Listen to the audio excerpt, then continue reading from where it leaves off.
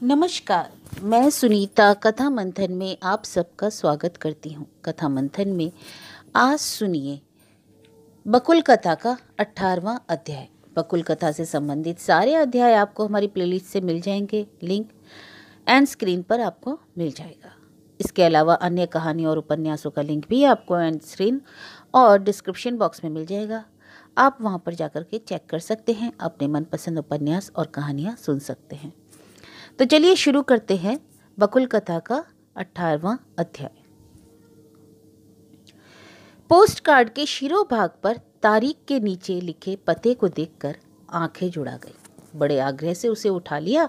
उठाकर बड़ी ही जल्दी से उस पर एक नज़र डाल गई और फिर धीरे धीरे उसे पढ़ने लगी। लेकिन उसके नाम आए उस पोस्ट कार्ड में 2 ही 3 पंक्तियां तो थीं। बहुत दिनों के बाद कलकत्ता लौटने पर सबसे पहले तुम्हारा ही नाम याद आया, इसलिए यह खत डाल रहा हूँ। अवश्य कुशल से ही होगी। सनत चाचा। सनत काका की चिट्ठी का ऐसा ही ढंग है। परंपरागत जो पद्धति है, स्नेह संबोधन से आरंभ और आशीर्वाद से इति की बला सनत काका में नहीं। फिजूल की बात भी नहीं, साफ सीधी आवश्यक पंक्तियां। कभी कभी पोस्ट कार्ड का लिखने वाला हिस्सा खाली ही रह जाता है। पते वाली पीठ के आधे हिस्से में ये जो कुछ पंक्तियां रहती हैं। अनामिका देवी के पिता जब जीवित थे, ऐसी चिट्ठी पर तीखी आपत्ति करते हुए उन्होंने कहा था, यह कैसी चिट्ठी होती है तुम्हारी सनत? यह चिट्ठी है? सनत काका ने कहा था, चिट्ठी तो नहीं, इसे कार्ड कहते हैं, पोस्ट कार्ड। तो क्या हुआ? जवाब लिख ही रहे हो तो उस चिट्ठी में यथा योग्य संपर्क का एक संबोधन नहीं रहे, प्रश्न नहीं रहे, स्वयं कैसे हो यह खबर ना हो, प्रणाम आशीर्वाद ना हो, ऊपर देवी देवता का नाम ना हो, यह क्या है? ना, यह ठीक नहीं। इससे कुदृष्टांत स्थापित करना होता है। तुम्हारी देखा देखी दूसरे लोग भी सिर पूछ विहीन ऐसी चिट्ठी लिखना शुरू करेंगे। सुनकर सनत काका लज्जित होने की बजाय बल्कि हंसी उठे थे। उन्होंने कहा था, अरे बाबा, चिट्ठी कुछ टटकी रोहू मछली तो है नहीं जो सिर पूछना हो तो नुकसान है। यथा योग्य संबोधन तो नाम ही में है। तुम्हें लिखना हो तो लिखूंगा, प्रबोधता साफ है कि तुम गुरुजन हो। बकुल को लिखूंगा तो सिर्फ बकुल ही लिखूंगा ना, समझने में कठिनाई नहीं होगी कि छोटी है। उससे क्या, श्री चरण कमलेशु या कल्याणीशु यही लिखोगे, नहीं लिखोगे? वह लिखे बिना ही क्या समझ में नहीं आ जाता? अपने प्रबोधता के इस मामूली से कारण पर उत्तेजित हो उठने से सनत काका को शायद मजा आया था, इसलिए वह हंसते हुए कहते जा रहे थे, बहुत लाम काफ के साथ नहीं कहने पर भी यह साफ है कि छोटों को हम सदा मंगल कामना ही तो करते हैं, उन्हें आशीर्वाद देते हैं और बड़ों के प्रति भक्ति वक्ति करते हैं, प्रमाण करते हैं। कुशल क्षेम की बात तो रहती है, अवश्य कुशल से ही होंगी, यही तो कुशल प्रश्न है, या कुशल कामना कहो। अवश्य कुशल से ही होगी, यह भी कोई बात हुई? मतलब है कुछ इसका? सनत काका के प्रबोधता मारे गुस्से से लाल हो उठे थे। सब समय आदमी कुशल से ही रहता है मेरी लो, कै दिन अच्छे रहता हूँ? हम सबकी इच्छा के बल पर अच्छे रहोगे, यही प्रार्थना है। रखो यह सब फिजूल की बात, यह सब तुम लोगों के इस जमाने की धोखाधड़ी है, अपना कुशल लिखने में भी आलस। सनत काका को उनके प्रबोधता इस जमाने का कहते थे। इस बात को जैसे कितने दिन हो गए। सनत काका की उम्र भी कहाँ जहाँ पहुंची, किंतु उनके प्रबोधता की आधी सदी पार कर जाने वाली बेटी भी कहती है, सनत काका को मैं आधुनिक कहती हूँ। यानी सनत काका उन लोगों में से हैं जो चीर आधुनिक हैं। वही आधुनिक सनत काका आज भी वैसी ही चिट्ठी लिखते हैं, जिसमें सिर पूछ नहीं, अपना कुशल क्षेम भी नहीं। जिसका विरोध करते हुए उन्होंने कहा था, उसे आलस्य कहने देने को मैं हरगिज नहीं राजी हो सकता। अपने अच्छे रहने नहीं रहने की खबर नाहक ही क्यों दूं? वह किसके लिए आवश्यक है यह मैं जानता हूँ। जिसे जानने की जरूरत है वह खुद पत्र लिखेगा। पोस्ट कार्ड का दाम उन 2 पंक्तियों में ही तो वसूल होता है बाबा। पारुल भी वैसी ही चिट्ठी लिखती है, शायद इसी कुदृष्टांत के कारण। लिफाफे की चिट्ठी में सनत काका का अवश्य व्यतिक्रम होता है। वह उसका दाम ही नहीं वसूल करते, वसूल के ऊपर कुछ ज़्यादा महसूल चढ़ाकर ही रहते हैं कभी कभी। और चूंकि उसके भी सिर पूछ नहीं होती, इसलिए बहुत बार पत्र की बजाय उसे निबंध भी कहा जा सकता है। किसी विशेष प्रसंग से ही उसका आरंभ और अंत होता है। वैसी एक चिट्ठी दिल्ली से भतीजे के पास रहते हुए मात्र एक ही बार लिखती थी सनत काका ने, जिसका आदि और अंत दिल्ली के समाज से ही था। लेकिन हाँ, यह भी लिखा था, यह है पहली छाप, अर्थात विशुद्ध बंगला में फर्स्ट इम्प्रेशन। देखूं यहाँ रहते रहते उनके मर्म की गहराई में बैठ सकता हूँ या नहीं। यह छाप बदलती है या नहीं। लेकिन वह चिट्ठी फिर आई नहीं। क्या दिल्ली के समाज के मर्म तक प्रवेश ही नहीं कर सके वह, या कि उस प्रवेश की छाप को प्रकट करने का उत्साह ही नहीं हुआ। अनामिका ने ही क्या खोज पूछी की थी, आप पर कैसी छाप पड़ी सनत काका, या यह कहा था कि आप कैसे हैं यह जानना मेरे लिए बहुत जरूरी है। नहीं, सो नहीं कहा। जीवन के अंतिम दिनों भतीजे के पास ही रहना होगा, इस अनिवार्यता को मानकर ही सनत काका गए थे, क्योंकि उन्होंने यह समझ लिया था कि लोगों को चराकर अकेले गृहस्थी करने की उम्र नहीं होगी या नहीं रहेगी, और वह नहीं रहे तो अंतिम गति तो वही भतीजा और भतीजे की बहू है। अपनी पत्नी को इतना पहले उन्हें छोड़कर चली गई, अब शायद याद भी नहीं आता कि कभी वह थी भी। आज के परिचित समाज के बहुत से लोग सनत बनर्जी को चीर कुमारी कह जानते हैं। अनामिका ने उनकी स्त्री को केवल एक बार देखा था। उन्हें लेकर कहीं घूमने जा रहे थे। रास्ते में प्रबोधा के यहाँ जरा उतर गए। प्रेम विवाह था, इसलिए बहू बात का भोज वोज तो हुआ नहीं, इसलिए ब्याह में बहू को किसी ने देखा नहीं। अनामिका को याद है वे चले गए तो प्रबोध चंद्र ने कहा, यह बहू ऐसी मरी सी दुबली कलूटी, हमारे सनत बाबू क्या देखकर लड्डू हो गए, बनर्जी होकर घोषाल के यहाँ माथा मुड़ाने गए। छी। खैर, अतीत के उस इतिहास पर कोई दिमाग नहीं खा पाता। सबने समझ लिया इतने दिनों तक आज़ाद होकर अकेले रहते हुए भी अब उन्हें पराधीन होना पड़ेगा, और इस सिलसिले में बंगाल, बिहार, उड़ीसा, मध्य प्रदेश, संक्षेप में भारतवर्ष के जिस किसी प्रदेश में हो बाकी जीवन बिताना होगा। अतएव सनत काका बहुत दिनों से बंगाल से बाहर हैं। इतने दिनों के बाद एकाएक आए किसी विशेष जरूरी चिकित्सा के लिए, या सनत काका का वह भतीजा बदली होकर बंगाल की किसी कुर्सी पर आसीन होने आया, और उनके साथ गठरी वटरी की तरह सनत काका भी। उन्होंने अनामिका को ऐसा इशारा तक नहीं किया कि तुम आना या तुम्हें देखने को जी चाहता है। फिर भी अभिमान का कोई प्रश्न ही नहीं। आना शब्द का व्यवहार नहीं करने पर भी अनामिका देवी का सदा वहां स्वागत है। यह बात जितना वह जानती है उतना शायद स्वयं सनत बनर्जी भी नहीं जानते। असल में वह चिट्ठी ही तो आना है।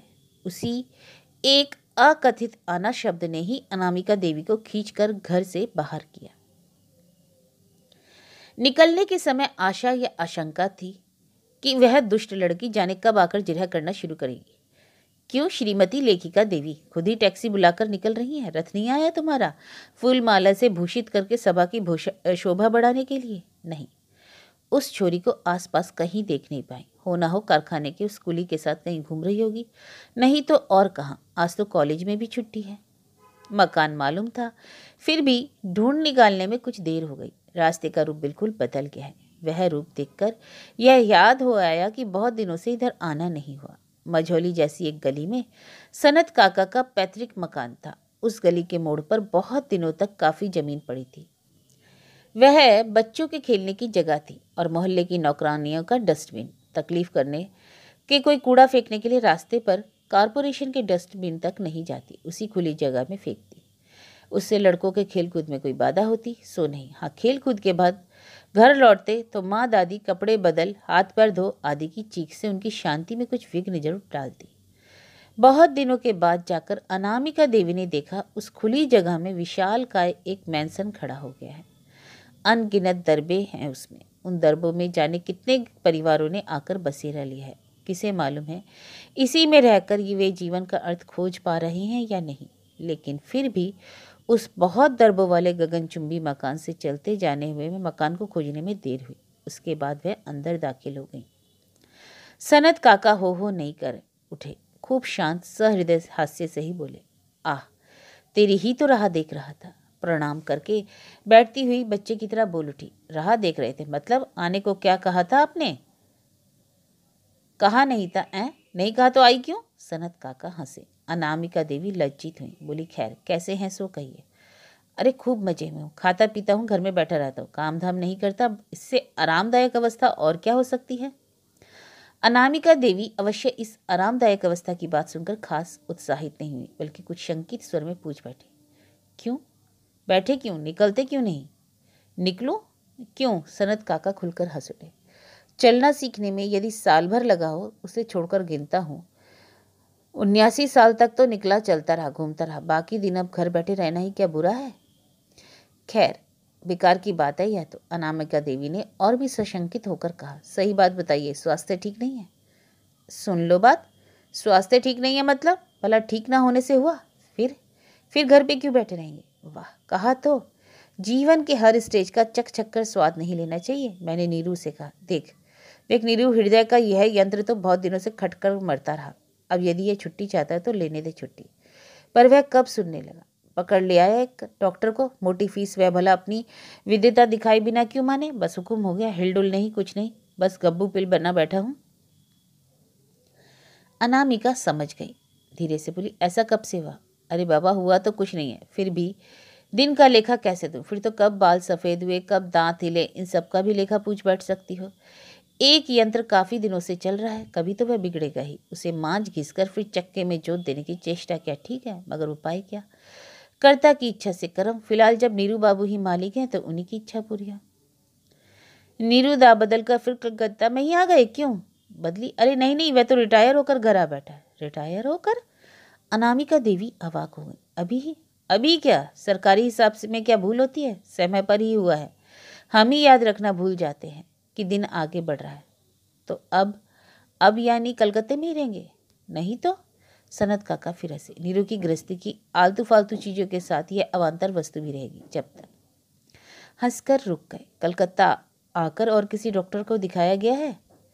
देख बकुल, जिस भाव से तू केवल यही याद दिलाने की चेष्टा रही है कि काका तुम बूढ़े हो गए, काका तुम मरीज हो गए, इसमें तुम में और नीरू में भेद करना कठिन है। उस प्रसंग पर पर्दा डाल दे। अपनी बता, खूब तो लिख विक रही है, दिल्ली में भी नाम यश है। अच्छा अब बता, नया क्या लिख रही है? नया क्या लिख रही हूँ? अनामिका हंसी। कुछ नहीं। कुछ नहीं? यह क्या कह रही है? लेकिन सुनता हूँ सांझ बिहान किताबें निकल रही हैं तेरी। खबर तो जितनी चलती है उतनी ही बढ़ती है। अनामिका कुछ और हंसी। 900 मील से आगे पहुंच गई ना खबर। इसका मतलब यह कि तू कहना चाहती है यह खास खबर नहीं, अफवाह है। तू लिख विक नहीं रही? लिख तो नहीं रही, यह तो नहीं कह सकती, कहना गलत होगा, किंतु नया कुछ कहाँ लिख पा रही हूँ। क्यों भला? सनत काका चंगे वैसे उठ बैठे। समाज में, संसार में रोज इतना इतना नई घटनाएं घट रही हैं, पल पल समाज का रूप बदल रहा है, फिर भी नई बात नहीं लिख पा रही। अनामिका अचानक जैसे अनमनी हो गई। वह जैसे अपने आप से कहने लगी, हो सकता है इसलिए नहीं लिख पा रही हूँ।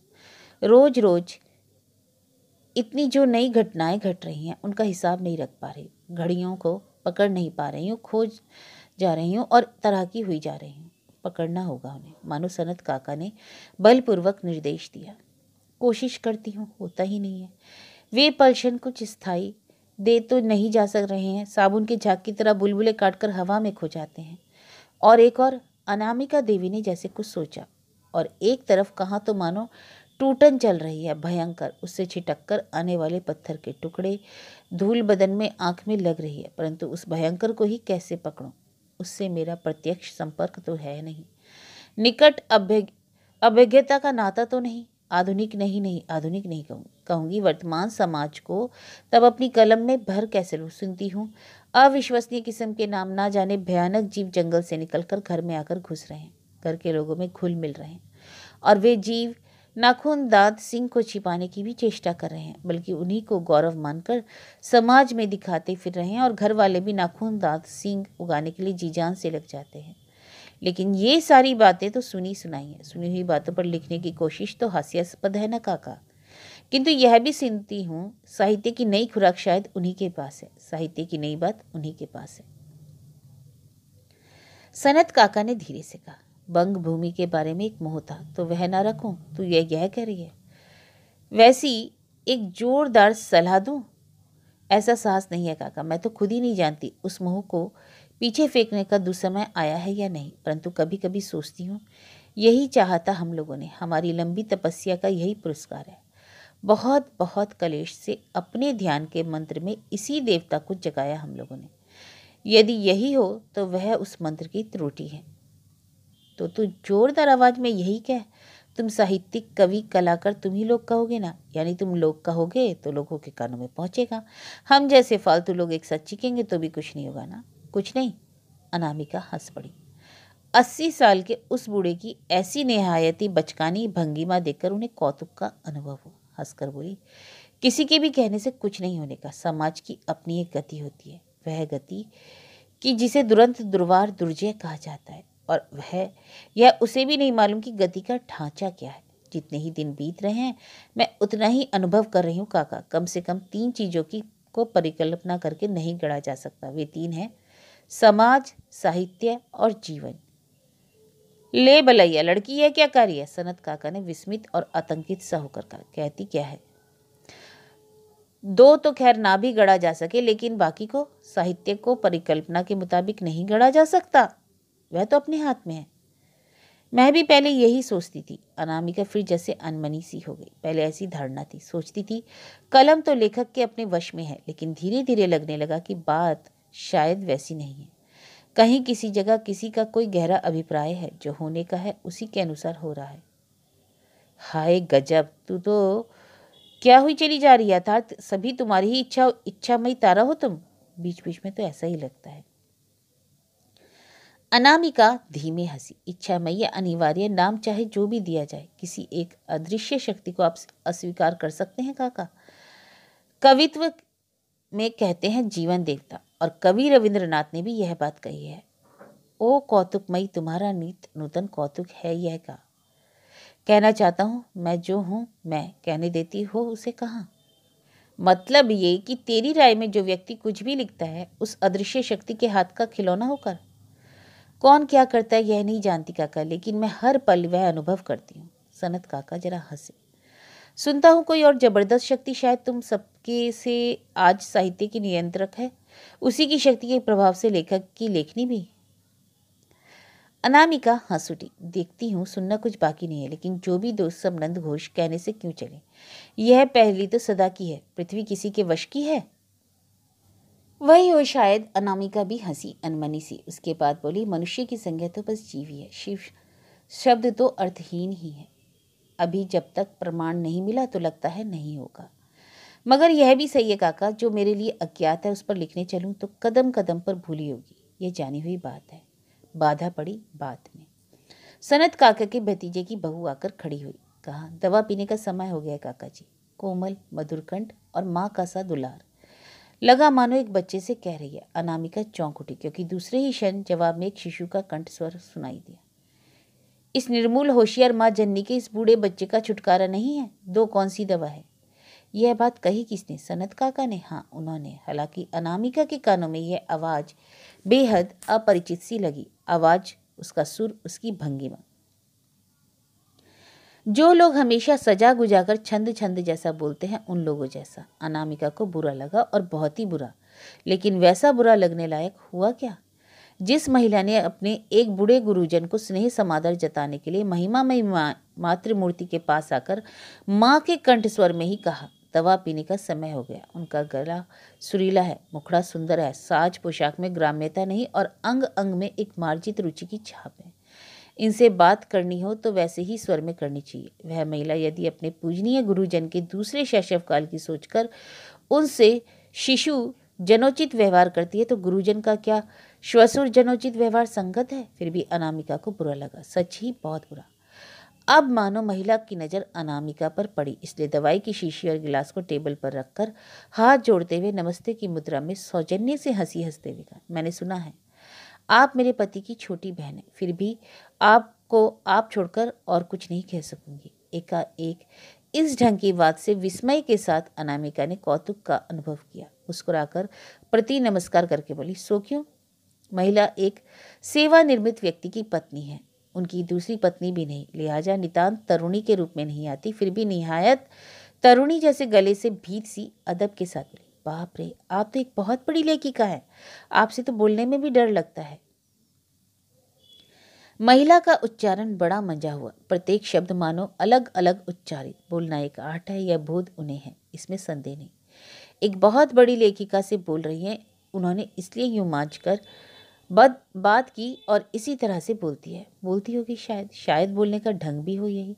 फिर भी ना जाने क्यों अनामिका देवी को लगा बोलने की यह कला उन्होंने बहुत दिनों की चेष्टा से प्राप्त की है।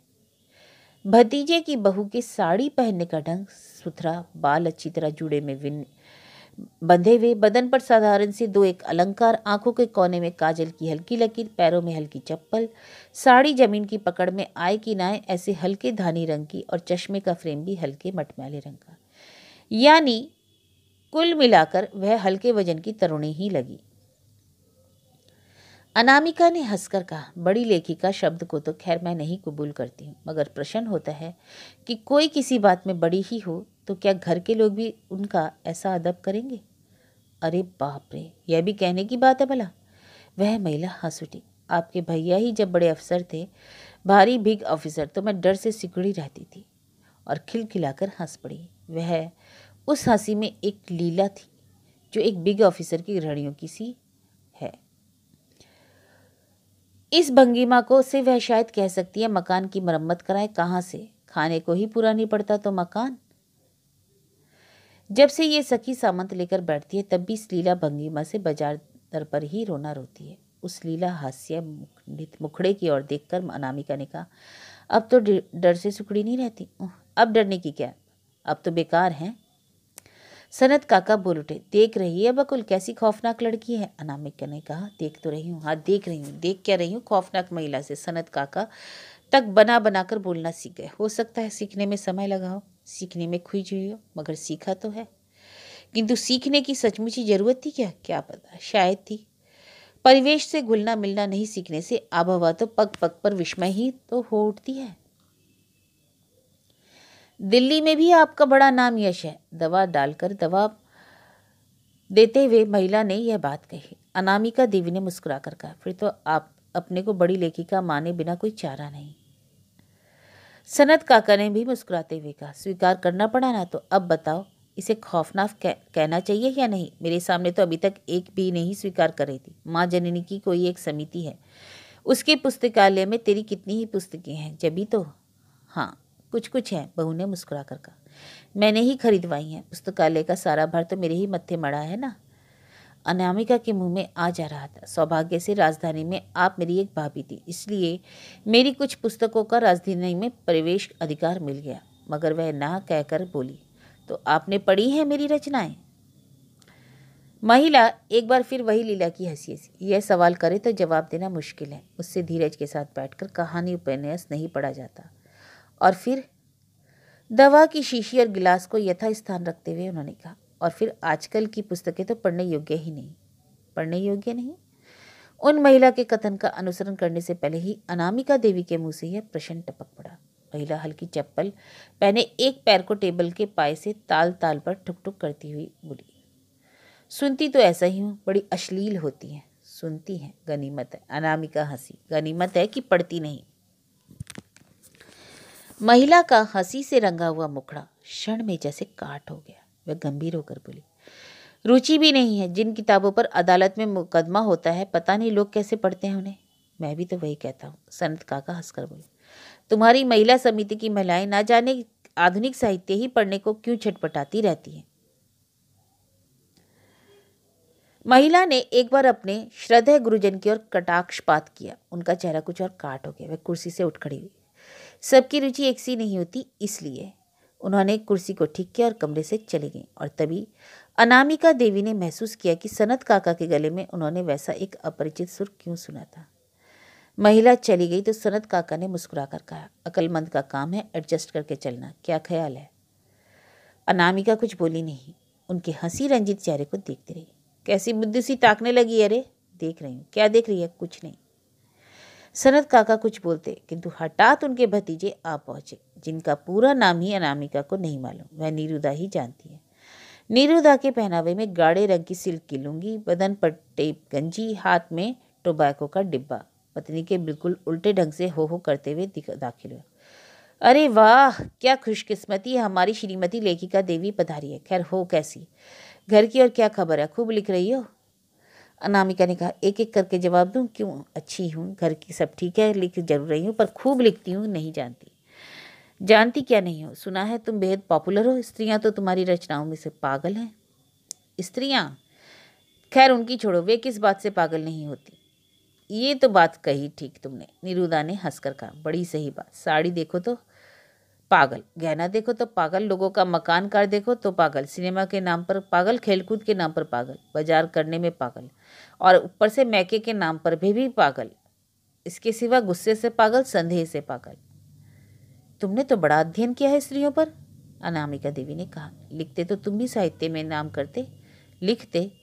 नीरुदा जोर से हंसी। वैसा नाम करने की मुझे जरूरत नहीं। देश के जवानों को बौराकर, समाज को जहन्नुम में भेजकर राष्ट्र का सर्वनाश करके नाम और पैसा कमाया जा रहा है। ये जो फिल्में बनती हैं, इनकी उत्पत्ति किससे है? तुम्हारे साहित्य से ही ना। उनसे हो क्या रहा है? उन्हीं फिल्मों से छोकरे असभ्यता ही तो सीख रहे हैं।